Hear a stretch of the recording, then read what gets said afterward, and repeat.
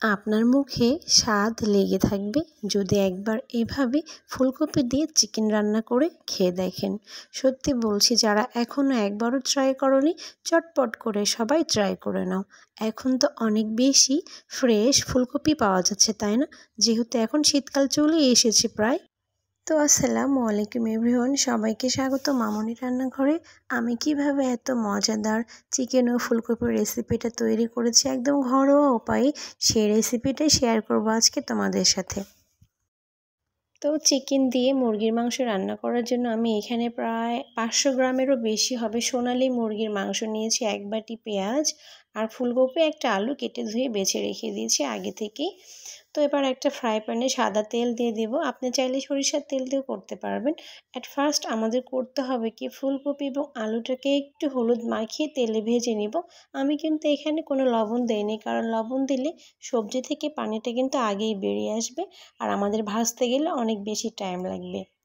তার জন্য লবণ ছাড়া শুধু হলুদ দিয়ে ভেজে নিয়েছি আমি ফুলকপিটাকে অনেক সুন্দর করে ভেজে নেব, হালকা হালকা ব্রাউন কালার হওয়া পর্যন্ত ওয়েট করব। ফুলকপি ভেজে আমি তুলে নিয়েছি। সেই সেম তেলেই দিয়ে দিচ্ছি গরম মশলা, তেজপাতা, একটা বড় কালো এলাচ, 3 থেকে 4টা সাদা এলাচ আর দারচিনি। গরম মশলা দেওয়ার পরে আমি দিয়ে দিব 1 বাটি পরিমাণ পেঁয়াজ। এটা মাঝারি সাইজের একটা বাটি। এখানে আমি বাটা পেঁয়াজ ইউজ করতেছি না, তোমরা চাইলে পেঁয়াজটা বেটেও দিতে পারো, তাহলে গ্রেভিটা আরও বেশি একদম গাঢ় গাঢ় হবে। পেঁয়াজটাকে হালকা বাদামি করে ভেজে নেব, নয় খুব বেশি বাদামি নয় খুব বেশি সাদাই। তো আমার পেঁয়াজটা কিন্তু অলরেডি ভাজা ভাজা হয়ে আসছে। আমি এই পর্যায়ে অ্যাড করতেছি একটা টমেটো পেস্ট, মাত্র একটা টমেটো, এখানে কিন্তু 2টা ব্যবহার করা যাবে না, তাহলে কিন্তু অনেক বেশি টক হয়ে যাবে। তারপরে দিয়ে দিলাম 1 চামচ পরিমাণ আদা ও রসুন বাটা। এটা ফ্রিজে ছিল, তার জন্য বরফ অবস্থাতে আমি দিয়ে দিয়েছি। আমি পিস করে কেটে রেখে দিয়েছিলাম বাটাগুলোকে।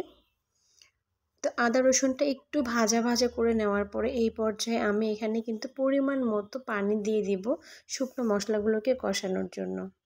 আর আজকালকের বাচ্চাদের তো একটাই সমস্যা, ওরা কোনো মতেই সবজি খেতে চায় না, ওদের শুধু পছন্দ চিকেন ফ্রাই এগুলোই। তো এইভাবে যদি রান্না করে দিই তাহলে কিন্তু আমার বাচ্চারা মাংসর পাশাপাশি সবজিও খাবে, তাই না?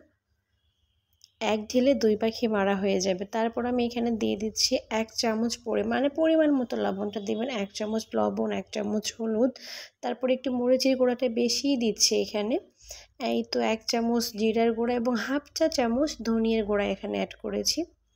তারপরে সবগুলো উপকরণ দেয়া হয়ে গেলে অনেক সুন্দর নাড়াচাড়া করে দিব, মশলাটাকে ভালো করে মিক্স করে নিব। মশলাগুলোকে সুন্দরভাবে নাড়াচাড়া করে একটা ঢাকনা দিয়ে ঢেকে 2 থেকে 3 মিনিটের জন্য মশলাটাকে কষাই নেব। ফিরে আসছি 2 থেকে 3 মিনিট পরে। আমার মশলার রং কিন্তু অনেকটা চেঞ্জ হয়ে আসছে বন্ধুরা, অনেক সুন্দর করে মশলাটা অলরেডি কষানো হয়ে গেছে। আধুনিক প্রযুক্তি আমাদের জীবনটাকে কত মডার্ন করে দিয়েছে, তাই না? আগে আমরা সারাক্ষণ চিন্তা করতাম কি রান্না করব, কি করলে ভালো হবে, আর এখন ইউটিউব হাতে নিয়ে বসলে হাজার হাজার রান্নার রেসিপি, তাই না? তো এই তো মশলাটা অনেক সুন্দর, তেলটা উপরে উঠে চলে আসছে। এখন এই পর্যায়ে অ্যাড করব চিকেনগুলোকে।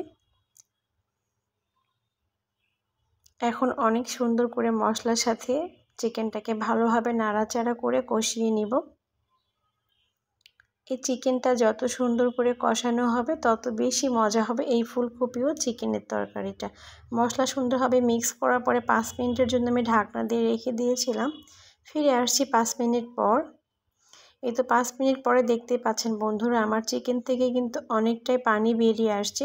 আমি এইটাকে সুন্দর করে নাড়াচাড়া করে আবারও ঢাকনা দিয়ে 2 থেকে 3 মিনিটের জন্য রান্না করে নিব, যাতে মুরগির মাংসের যে পানিটা আছে সেটা যাতে শুকিয়ে যায়।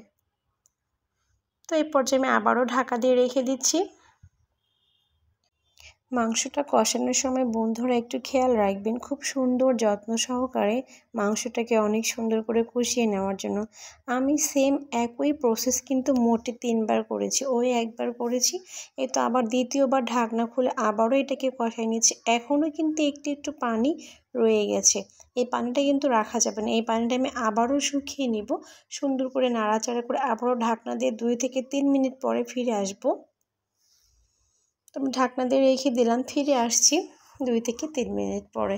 এই যে বন্ধুরা দেখেন, এখন কিন্তু 1 ফোঁটা পানিও নেই, যাগুলো দেখতে পাচ্ছেন এগুলো তেল, আসলে কোনো রকম পানি নেই।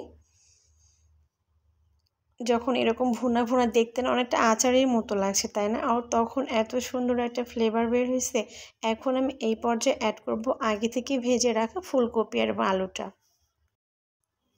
টাটকা সবজি খাওয়ার জন্য আমার কাছে মনে হয় যত কিছুই খাই না কেন সারা বছর, শীতকালটা হচ্ছে একদম বেস্ট, তাই না? কত কি পাওয়া যায় তাজা তাজা। এই তো আমি ফুলকপি এবং আলুটা দিয়ে সুন্দর করে মাংসের সাথে নাড়াচাড়া করে ঢাকনা দিয়ে রেখে দিয়েছিলাম 2-3 মিনিট পরে ফিরে আসছি ঢাকনাটা খোলার পরে। এখন কিন্তু একটু একটু পানি বের হয়ে আসছে ফুলকপি থেকে, তাই না? আমি এই পানিটাও শুকিয়ে নিব, আবারও ঢাকনা দিয়ে সুন্দর করে রেখে দিব। আরও 3 থেকে 4 মিনিট পরে ফিরে আসছি। 3 থেকে 4 মিনিট পরে ফিরে আসলাম বন্ধুরা। এই তো আমার কষানো কিন্তু অলরেডি হয়েই গেছে। তো আবারও তেলটা উপরে উঠে আসছে। তো এই পর্যায়ে আমি ঢাকনা না দিয়ে বেশ কিছুক্ষণ 2-1 মিনিট শুধুই কড়াইতেই মাংস এবং ফুলকপিটাকে সুন্দর করে নাড়াচাড়া করে নিব। যে যেরকম ঝোল খাবার সে কিন্তু সেই রকম পানি এই তরকারিতে ইউজ করবা। আমি একটু বেশি মাখা মাখাও না, খুব বেশি পাতলা ঝোলও না, আমি মিডিয়াম টাইপের ঝোল একটা রাখবো। এই তো ঝোলের পানি দিয়ে ঢাকনা দিয়ে রেখে দিয়েছি। চলে আসলাম 5 মিনিট পরে। 5 মিনিট পরে এখানে 4টা কাঁচামরিচ ও পরিমাণ মতো গরম মশলার গুঁড়া ইউজ করেছি আমি এখানে। অবশ্যই কিন্তু গরম মশলা দিবেন, এটাই কিন্তু আসল জাদু, তাই না? গরম মশলার ফ্লেভারটা। গরম মশলা দেওয়ার পরে আমি আরও কিছুক্ষণ এটাকে এবার কিন্তু হিটটা কমায় দিয়েছি, মিডিয়াম হিটে 5 মিনিট রান্না করেছি। ফিরে আসছি 5 মিনিট পরে বন্ধুরা। আমার তরকারিটা কিন্তু অলরেডি হয়েই আসছে। আমি এইরকম মাখো মাখো, নয় পাতলা নয় মাখো মাখো, এইরকম ঝোলই খাবো। আমার কাছে এই তরকারিটা এরকমই ভালো লাগে। চুলা কিন্তু অলরেডি অফ করা আছে। আমি এই অবস্থায় দমে রেখে দিয়েছি আরও 5 মিনিট চুলার উপরেই।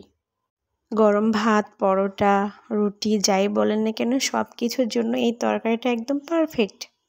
তো বন্ধুরা একবার বানিয়ে খেয়ে দেখো। আজকের ভিডিওটা এই পর্যন্তই। সবাই ভালো থেকো, সুস্থ থেকো। আমার চ্যানেলটাকে সাবস্ক্রাইব করে আমার পাশে থাকো তোমরা সবাই। আল্লাহ হাফেজ, দেখা হবে নেক্সট ভিডিওতে।